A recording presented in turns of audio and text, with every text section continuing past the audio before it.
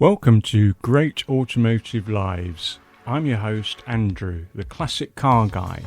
I'm a motoring writer, photographer, and now, inexplicably, in the chilly autumn of my career, a Johnny-come-lately podcaster.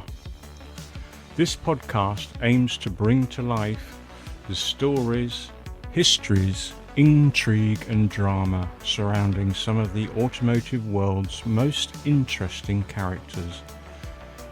Some may be well known, others less so, but I hope you will find all, in some small way, warrant you investing a little of your listening time hearing about lives remarkably lived. If nothing else, I hope something you hear today prompts further reading, listening or watching.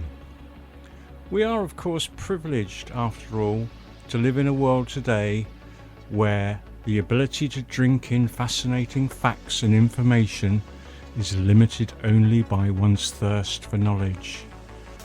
All that said, shall we crack on?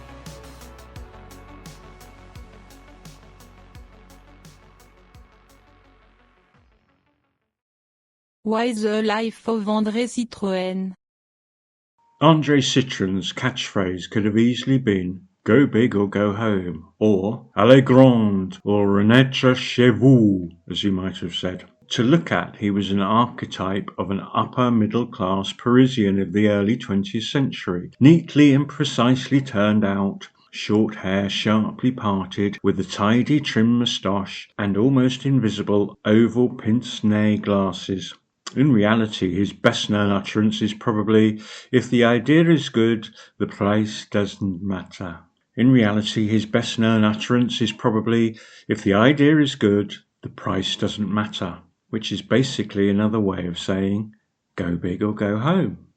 These weren't just words either. Citroën lived by this ethos day in and day out in his business as well as his personal life. A fascinating man who indelibly created a huge legacy that has helped to mould the automotive sector into the shape we recognise today. He was born into a privileged Parisian family, but his was a life soon blighted by loss and war. His final chapter seems inappropriately unfair for an industrialist who gave so much and left so much to his industry, his home city and the world. Have a listen, why don't you, and see if you agree.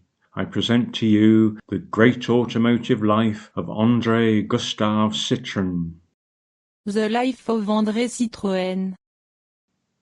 André Citroën was a serial innovator with a roll call of first to his name that could be best listed on the back of a roll of wallpaper, as we shall learn. In 1921, one such innovation was the founding of the Société de Vente d'Automobile Citroën, or SOVAC. SOVAC was essentially Europe's first automotive finance company, providing a handy conduit between the banks and private buyers of Citroën cars. Like many of André's innovations, SOVAC was quickly successful and highly profitable. André can't have contemplated, however, that SOVAC would be the catalyst for his ultimate undoing, and perhaps even his premature demise. As we have seen, André Citroën was noted for saying that if the idea is right, then the cost doesn't matter. He would go on to have a lot of ideas that were right, and hence lots of costs that, to him at least, didn't seem to matter. By 1927, his companies and ventures were becoming starved of capital, which in turn was limiting further growth. André Citroën did the rounds of the key financial institutions of the time in order to drum up much-needed funding. Was with David Vail, then chairman of Lazard Frères Bank in Paris. Following the meeting, David Vail would delegate the Citroën file to a new managing partner, one André Meyer. André was ambitious and ruthless and went through Citroën's extensive accounts with a fine-toothed comb. Meyer soon learned that Citroën's costs were poorly managed and the whole kit and caboodle was close to financial collapse. He also spotted a diamond in the rough, and one that he was keen to get his hands on: SOVAC. Mayer structured a rescue deal for Citroën that would inject much-needed capital and help stabilize the perilously imperiled company. A pound of flesh would inevitably need to be extracted, however. This took the form of representatives of Lazard's, including André Mayer, joining the Citroën board, and André Citroën agreeing a beneficial sale of Sauvac to Lazard's. André Citroën was deeply reluctant to do this, but was short on options, and so he bitterly capitulated. For the next 3 years, Lazards and Mayer were closely involved with the management of Citroën, and the financial outlook of the company improved markedly.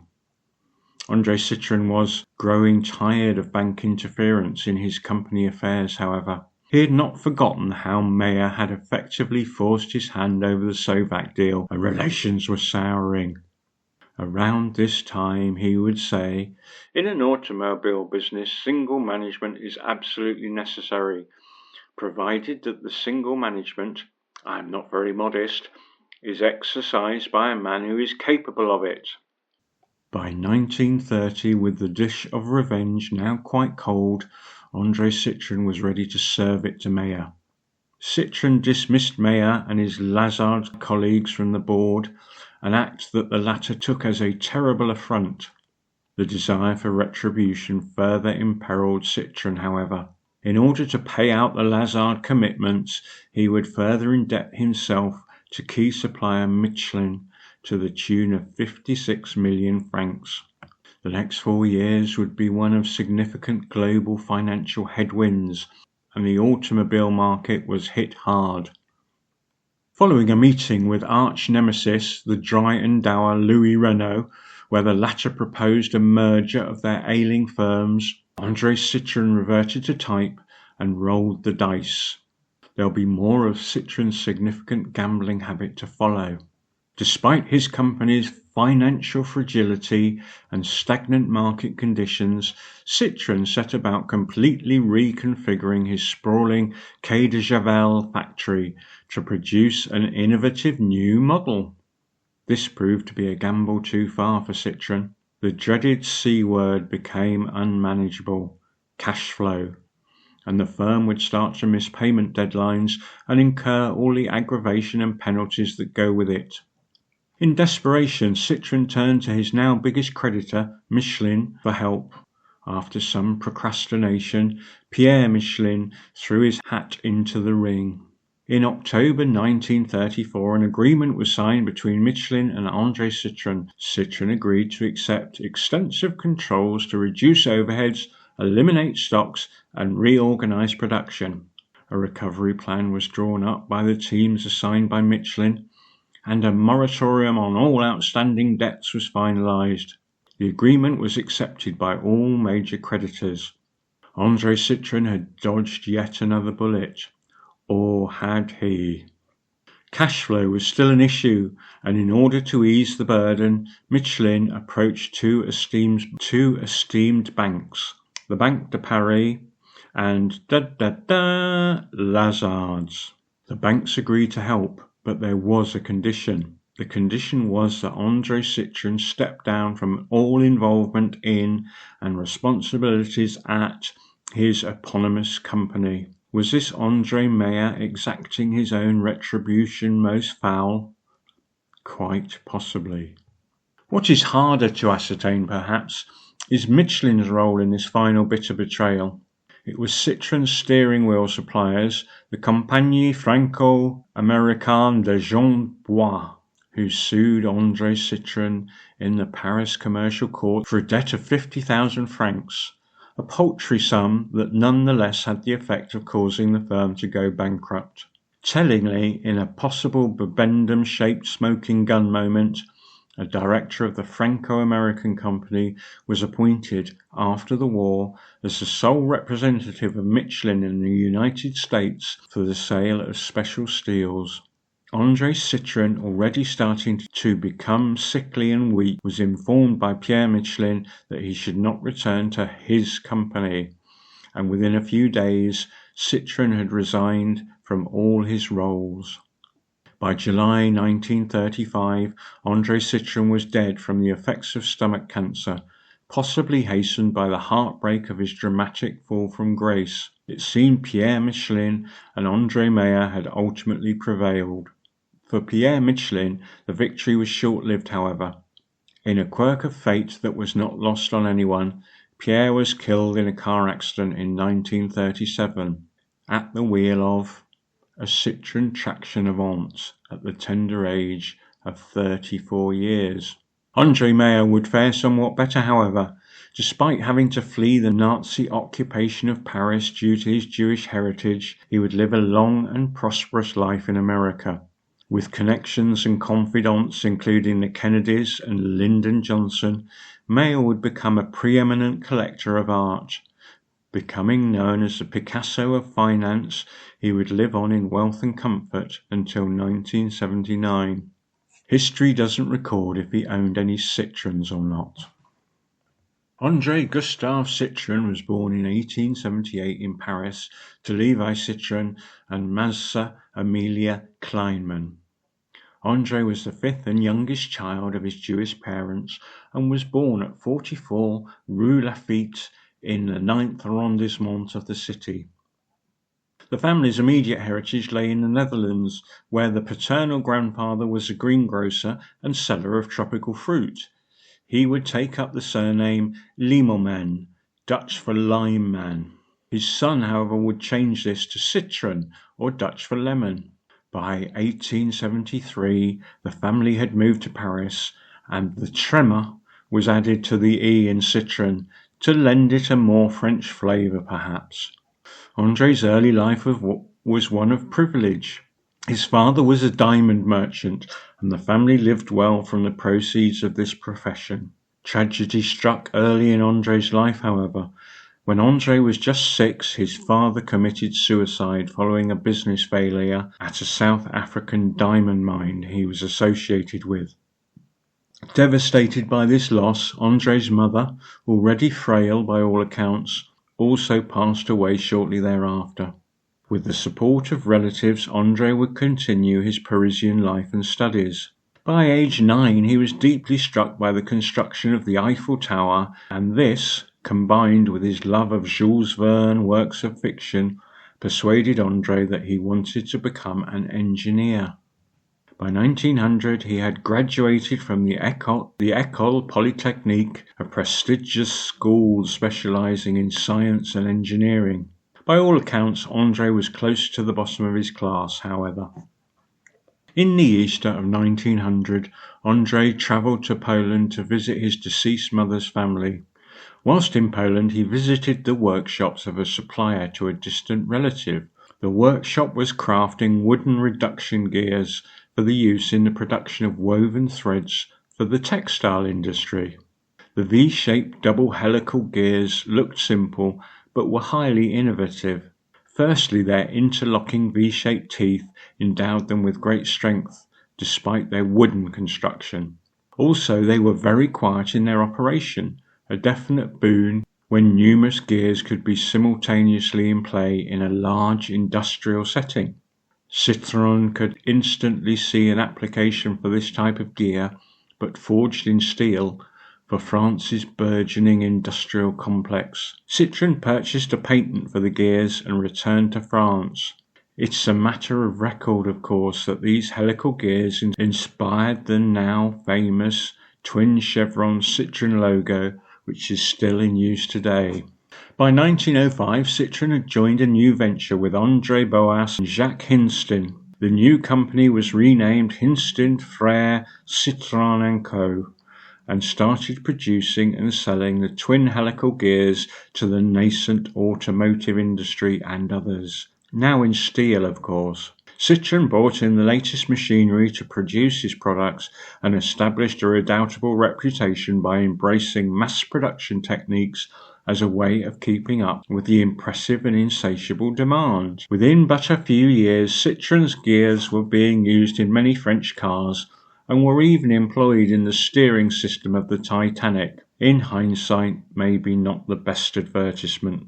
It was this reputation and a connection via his brother's wife that won him a commission in 1908 that would run in parallel with his gear manufacturing activities. André's sister-in-law was the daughter of the president of Mors. The Mors brothers had founded the Société d'Automobile Mors of Paris in the 1890s. Those of you kind enough to have listened to my inaugural Charles Rolls podcast may remember Mors. In 1903, Rolls had set an unofficial land speed record of 83 miles per hour in a Mors motorcar at the Duke of Portland's Clipstone Park estate in Dublin. Mors were amongst the first cars to be competitively raced, and despite vanquishing their rivals Panhard in competition, they were in dire straits by 1908. Hit heavily by an economic downturn, the big luxurious and expensive Mors cars were only being produced at a rate of around 10 a month. Citroën's management approach and production methods soon yielded results, however. The Citroën style of management quickly began to improve things at Mors, and they succeeded in reaching production of 2,000 cars by the end of 1909. To help inform his work at Mors, Citroën would make the first of 3 visits to Ford's River Rouge plant in Dearborn, USA in 1912. Citroën would meet the great Henry Ford at each visit and was struck by how the Ford plant was all on one level with plenty of space and light. This was quite unlike Mors, where various departments were on different dingy floors. This convinced him even more of the benefits of a fluid mass production. This insight not only encouraged him in his desire to build his own cars, but also to expand production at his gear factory even more. To finance the expansion, he went public in floating Société d'André Citroën. By 1913, the production at Mors was up to a level of 100 cars per month, and the firm's future seemed assured. Following year, however, Citroën's and almost everyone else's plans were thrown into disarray by catastrophic world events. The Great War was afoot, and before long Citroën, by now 36, was called to the front as an artillery officer, due to him having been a captain in the Army Reserves. André still had time, it seems, to marry Georgina Bingen on May the 28th, 1914. On his arrival at the front, Citroën was immediately dismayed by the issues caused in his unit, the 82nd Heavy Artillery Regiment, by the utter scarcity of 75mm shells. With his gear-producing hat on, Citroën prepared a plan for the efficient production of 75mm artillery rounds. Through a mutual friend, the plan was submitted to the Minister of Armaments, Albert Thomas. Thomas quickly passed it on to the Army's Chief of Artillery, General Baquet. The plan was accepted immediately. Citroën returned to Paris tout de suite to progress the urgent matter at hand. Armed with ample funds from the Ministry of Armaments, Citroën procured 30 acres of ground on the Quai de Javel in Paris, located just 3 kilometres from the Eiffel Tower in the 15th arrondissement and directly next to the Seine.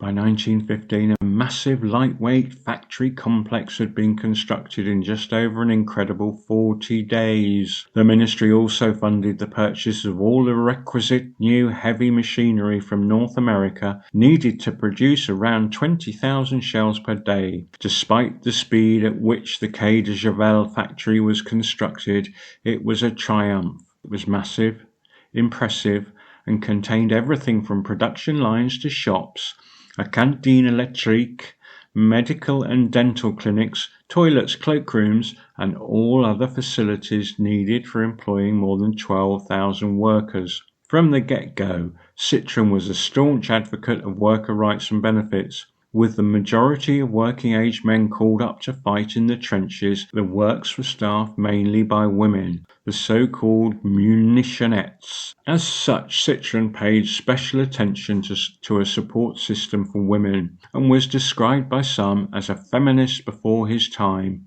André Citroën set up a crèche, a nursery, an infirmary, and developed an avant-garde social policy that included maternity, convalescence, and breastfeeding allowances. By the height of the war, the Quai de Javel factory was turning out more than 35,000 shells every day. Other ammunition factories producing a further 20,000 shells per day were subsequently placed under Citroën's control.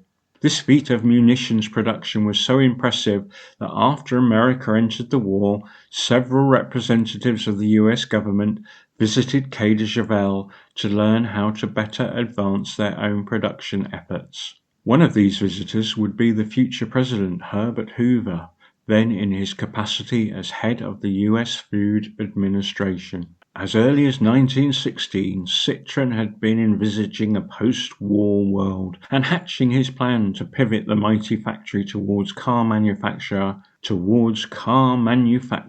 as soon as hostilities would allow. It was during 1916 that Citroën asked the engineer Louis Dufresne, previously of Panhard, to design an advanced 18-horsepower automobile for the purpose. Taking inspiration from his friend Henry Ford, however, he decided that post-war demand would more likely favour low-cost but high-quality everyday transport. In February 1917, Citroën contacted another engineer, Jules Salomon, who was well known in the French automotive sector as the creator of a little car called Les Zèbres.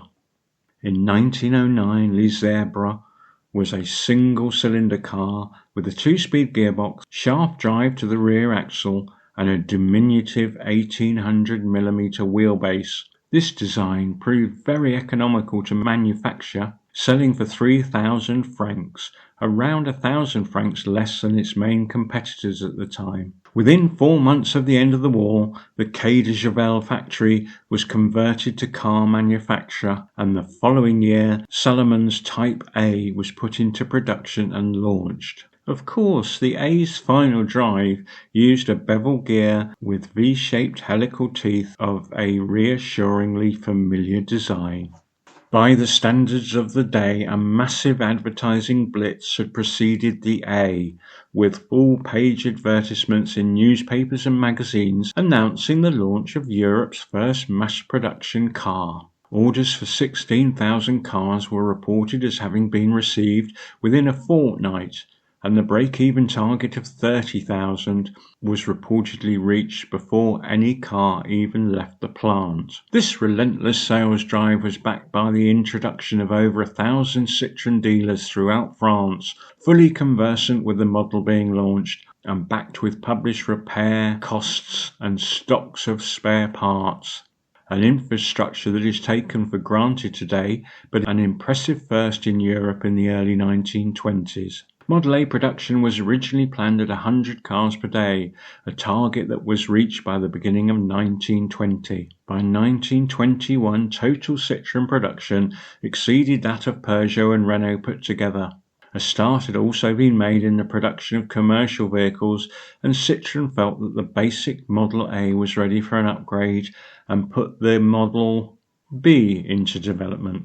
With such an auspicious start to car manufacture, much of which André Citroën attributed to his lavish advertising and publicity, ever more innovative marketing initiatives would follow. It is Citroën's early feats of marketing and promotion that rightly earn him a place in the hearts and minds of automotive marketers even today. No car marketing practitioner's desk is complete without a picture of André Citroën in a heart-shaped frame, taking pride of place next to a well-thumbed copy of Kotler's Marketing Management. His next attention-grabbing initiative was to publicize Citroën's participation in the 1922 Paris Motor Show. André hired a plane to write the Citroën name in smoke in the skies above Paris, in the first known case of promotional skywriting. The stunt caused quite a stir given this, with the script extending to around 3 miles in length and hanging in the sky for over an hour.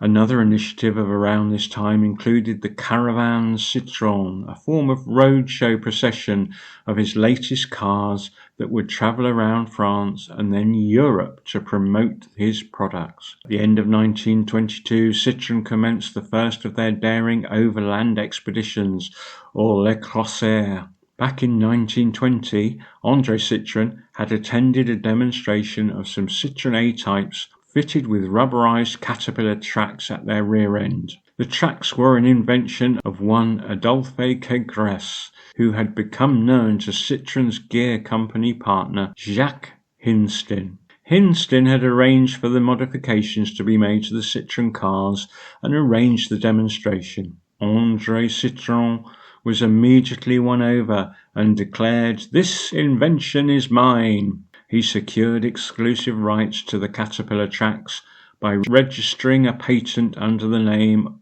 Citroën Caigres Hinstin. Caigres's continuous rubber tracks lent the Citroën A an off-road agility previously unseen in motor vehicles at that time, and yet still allowed the vehicles a road speed of 45 kilometers per hour, or 28 miles per hour in old money. Inevitably, Citroën saw these newly christened Autochenille, or Auto Caterpillars, as a perfect promotional opportunity. An Autochenille's department was set up at Quai de Javel, and the planning of a series of overland expeditions was put in motion. The December 1922 expedition aimed to cross the Sahara Desert in the first for a motorized vehicle. 5 Autochenilles were made ready. The team was led by Georges-Marie Hard and Louis Audouin de Breuil, both experienced officers in the French military. The rest of the team was made up of a photographer, a geographer, an army mechanic, and 5 more officers to create a crew of 10. The 5 half-tracks were given affectionate nicknames by their crews.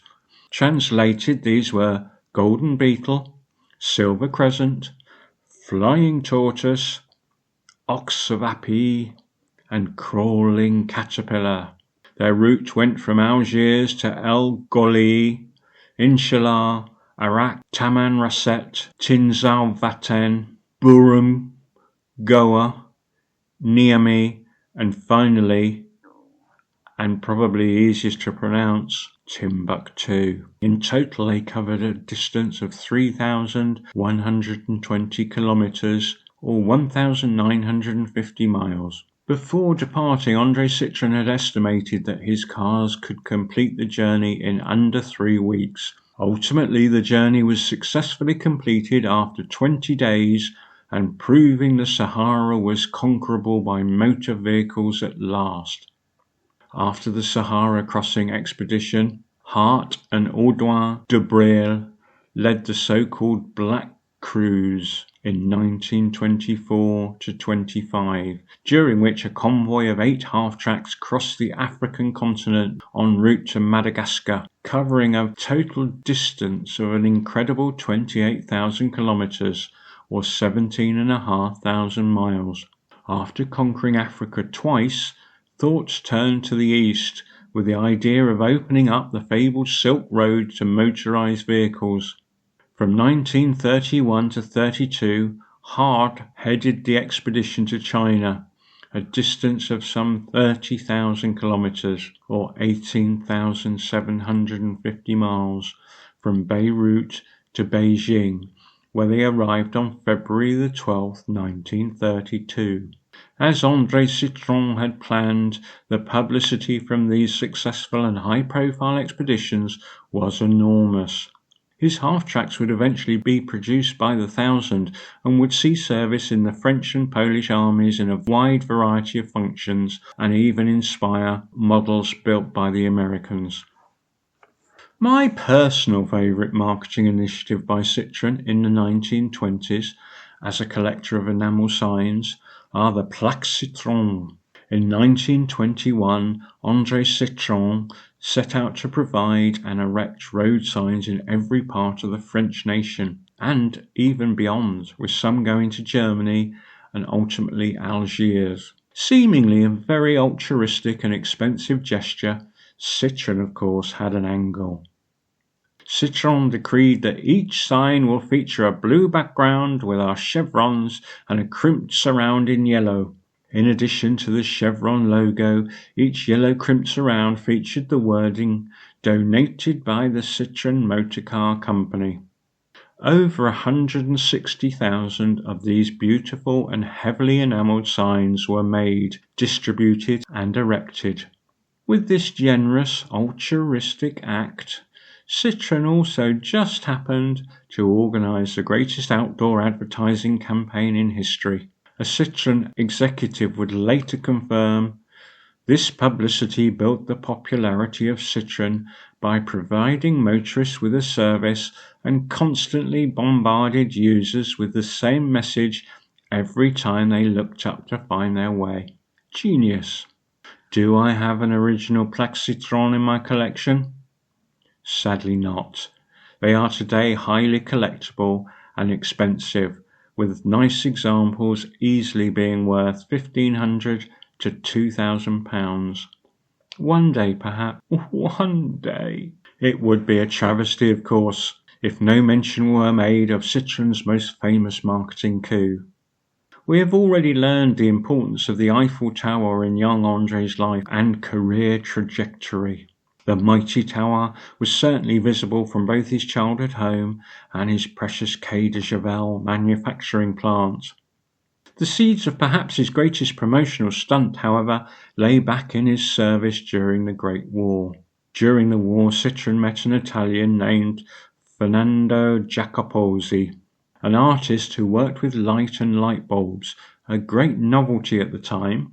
During the war, Jacopozzi was in charge of illuminating a forest near the French capital at night to create a duplicitous decoy against German bombing raids. After the war, Jacopozzi would work to light some of Paris's most famous architecture, soon earning it the nickname of the City of Lights.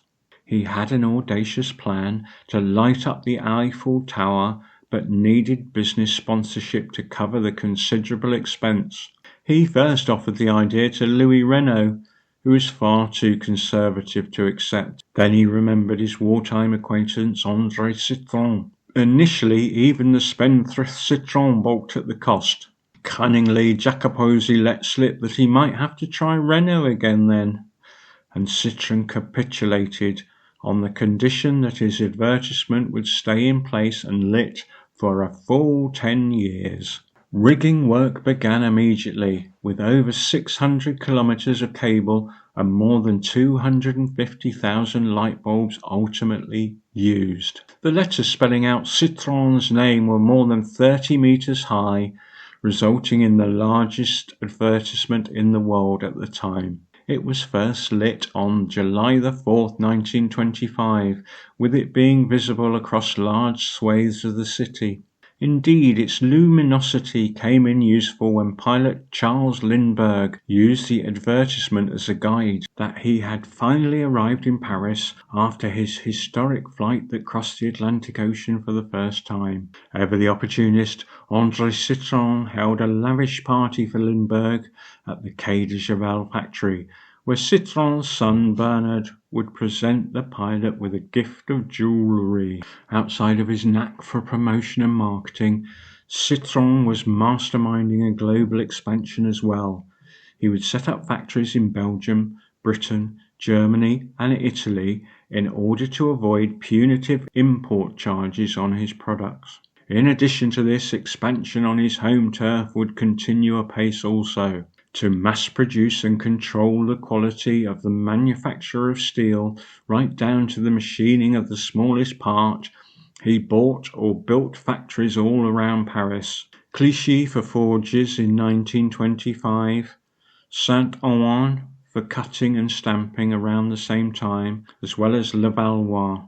Even the Moors business was ultimately bought, with his premises being transformed into a design office to create the new models of the Chevron brand. The Sovac finance company would be formed, and later even a car insurance arm of Citroën, as well as manufacturing infrastructure and complementary business ventures. Citroën would expend enormous time, thought and money on the presentation of his brand and his products to his customers.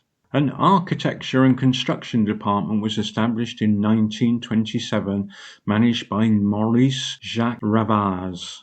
His role was to contribute to building the brand and to advise dealers on the layout of their premises, with the aim of conveying Citroën's innovative approach to customers. An exemplar of this design-led approach was the 10-story garage opened on the Rue Mabeuf in Paris in 1929. The immense edifice, which stood a full 19 metres high, was designed by architect Albert Laprade to resemble a theatre. Dozens of Citroën models could be parked on the balconies, where they could be seen and admired from the street. Sadly, not there to enjoy today, the building was destroyed in 1952. In 1930, Citroën decided that Lyon, France's second biggest city, should have a showcase fully worthy of this status. After 2 years of work, a new Citroën branch opened its doors at 35 Rue de Marseille in 1932. It immediately became known as Europe's biggest service station. Such was its scale and imposing design. It had a massive 535-metre facade with a covered surface area of 40,000 square metres over 5 floors, 2 one-way access ramps each 350 metres in length, and a huge accordion door that was 15 metres wide by 10 metres tall. The showroom alone had a ceiling height of 15 metres and a glass facade of 300 square metres. In July 1995, this concrete and glass structure, designed by Ravaz himself, was listed as an historic monument. In 1931, André Citroën rented the old railway parcels hall behind Saint-Lazare station in Paris. After 3 weeks of work carried out at breakneck speed, this gigantic building, which was 300 metres long with an area of 15,000 square metres, became Citroën's Palais d'Exposition, or Exhibition Centre. Located close to the Palais d'Europe, it quickly became known as the Europe showroom. It opened its doors on the 30th of September 1931, the day before the Paris Motor Show. Inside the showroom, Citroën displayed its full range of vehicles to visitors, using realistic dummies to further enhance the experience. Creepy. The premises also had a bar cum tea room, a cinema showing films on Citroën, what else, an orchestra, temporary exhibitions, and a huge sale area for used vehicles. It wasn't just his business life in which André Citroën was so bold and profligate. André Citroën was as famous for his high-stakes gambling as he was for his high-profile publicity and marketing activities. André Citroën was a compulsive gambler and played at the only level he understood, for the highest stakes. He was a regular at the swanky casinos in Deauville, Monte Carlo, and others. In early 1929, the diminutive and myopic Frenchman lost $500,000 at the casino in Deauville in one evening. However, Citroën had not long before won $1.3 million on a single night at the same casino, which might explain why he did not seem particularly bothered by the loss. For many years, André Citroën was as well known as the holder of the record for the biggest loss at the Monte Carlo casino as he was as a holder of the title of Officer of the Legion of Honor. In 1926, he consecutively spent and lost 13 million francs at the casino, the equivalent of several tens of millions of dollars today. He was awarded his Officer of the Legion of Honor award by the state in 1931. It recognized his exceptional services to the cause of civilization and world progress, and not his gambling. To those who criticized him, he was known to say, "If I were not a gambler, I would not be where I am today." Concurrent with all this Gallic flair, vision and enthusiasm, of course, there were some brilliant cars rolling out of the gates of the Quai de Cheval and other Citroën factories across the world. The B2 arrived in 1921, followed by the Type C, Type B10, Type B12, C4, C6, and Rosalie. As we have heard, Citroën literally bet the farm on the production of a car that he knew would change the world and all other cars that would follow it. André Citroën would not live long enough to see the Citroën Traction Avant enter full production, let alone witness the world beater and shaper that it would become. It's hard to imagine a better, more fitting automotive epitaph to this remarkable genius than the Traction Avant. The elegant epitome of French chic and style, with wheels, was the first front-wheel drive, monocoque-bodied mass-production car. Other innovations many years ahead of their time were four-wheel independent suspension and rack and pinion steering. Comparing the Traction Avant to its mainstream rivals of the time is akin to parking Concorde next to a Boeing 707. Others clearly agreed too. Ultimately, around 760,000 units would be built and sold over a 22-year production run. No wonder it soon won the nickname "the car with 100 patents." André Citroën died in Paris on the 3rd of July 1935.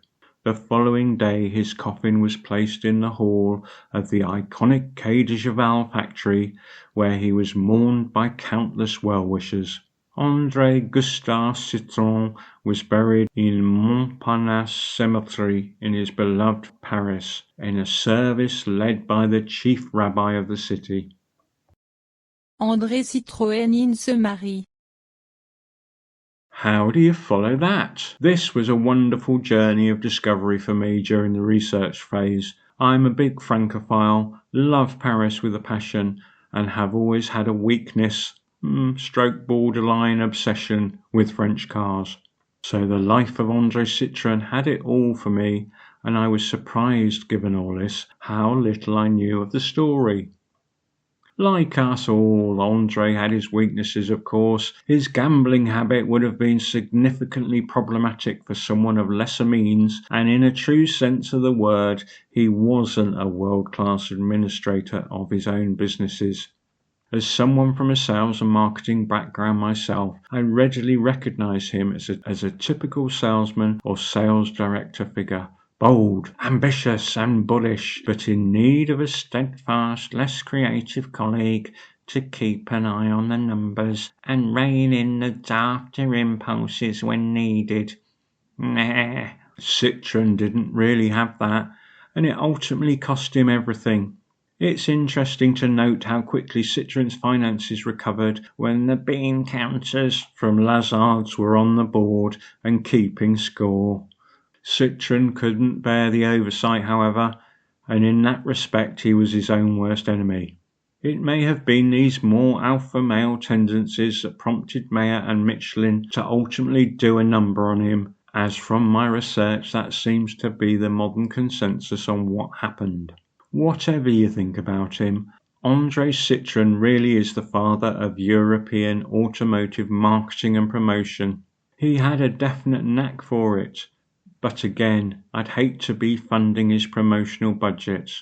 He may have picked up a promotional trick or two during his trips to America to meet Henry Ford, as the USA were even then leaders in this field. However, even if this was the case, he interpreted these with a typical Gallic flair and imagination.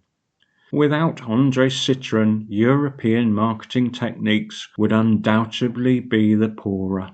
What's more, it's oft forgotten what a progressive and benevolent employer he was. He genuinely seemed to prioritise the contentment and welfare of his workforce, something that many a modern-day captain of industry could certainly learn from. Ultimately, of course, cancer waits for no man, so whatever his final chapter had been, he would have unlikely survived the 1930s anyway. I can't help feeling sympathy for him, however, and wish that he could have remained at the helm of his remarkable company until the very end. I finished my research having fostered a great fondness for André, which hasn't necessarily been the case with all my subjects to date. In a gentler time, I think I would have very much enjoyed strolling along the Seine with André, passing the time of day, before sharing a pastis or two in the nearest tobacco. Santé, André, santé. In the Footsteps of André Citroën.